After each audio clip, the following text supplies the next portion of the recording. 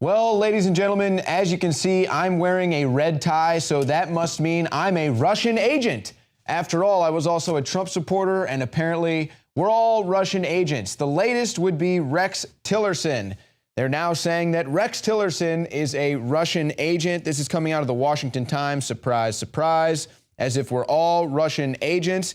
You know, it's funny, they turn jokes into reality. I remember we used to joke about how, you know, oh, you're a racist this, you're a racist that, everyone's a racist. And then they actually used that as intellectual arguments.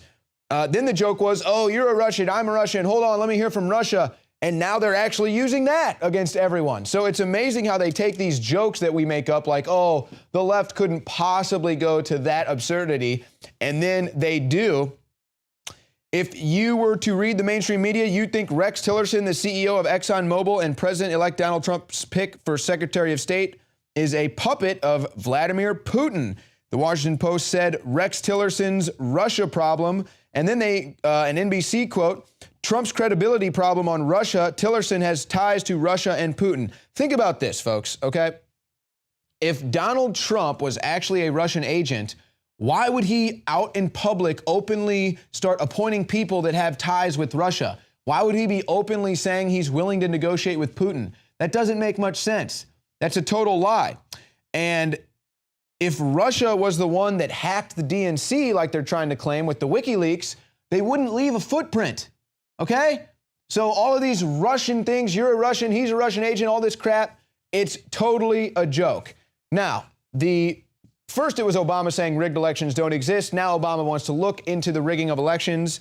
Of course, there were recounts that were led by Jill Stein, but look at what we found in Detroit. This is out of the Detroit News. Records indicate too many voters in 37% of Detroit's precincts. Too many voters. Well, were they Russian?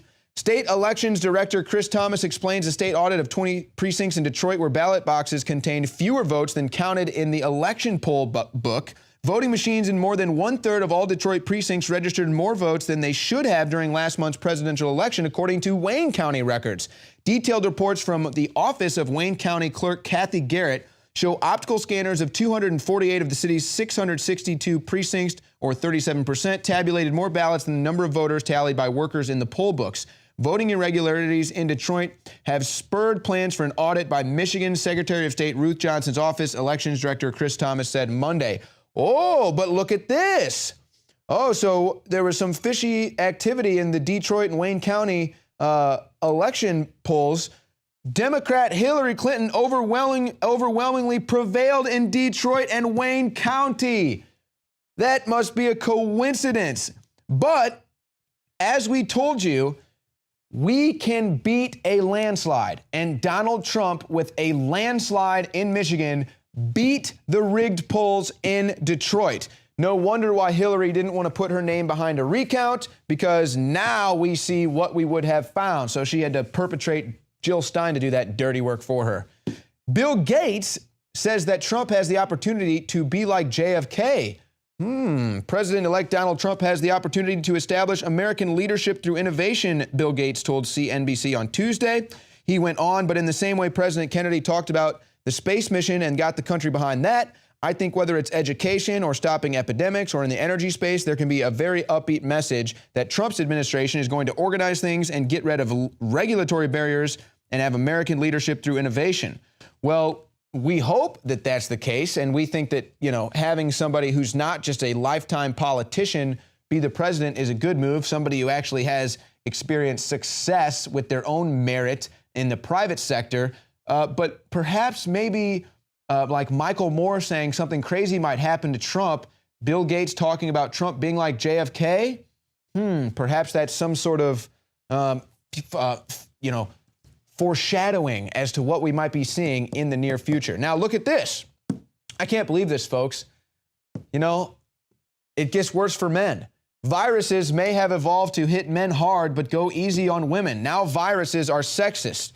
Is man flu a quirk of viral evolution? Many infections cause more severe illness in men than in women.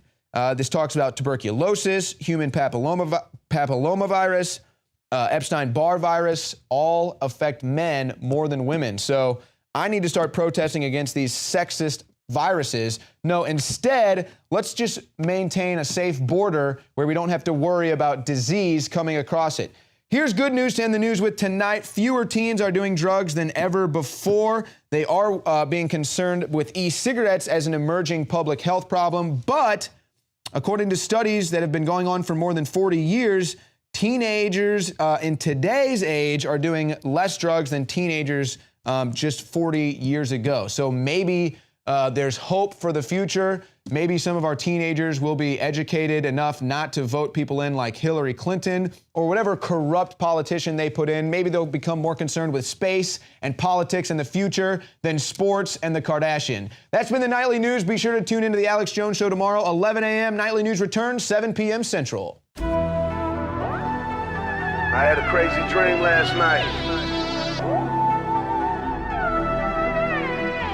Me and my whole team, we were in the locker room celebrating like we had won the NBA championship or something. It was crazy. But what was even crazier, when I woke up, it was real.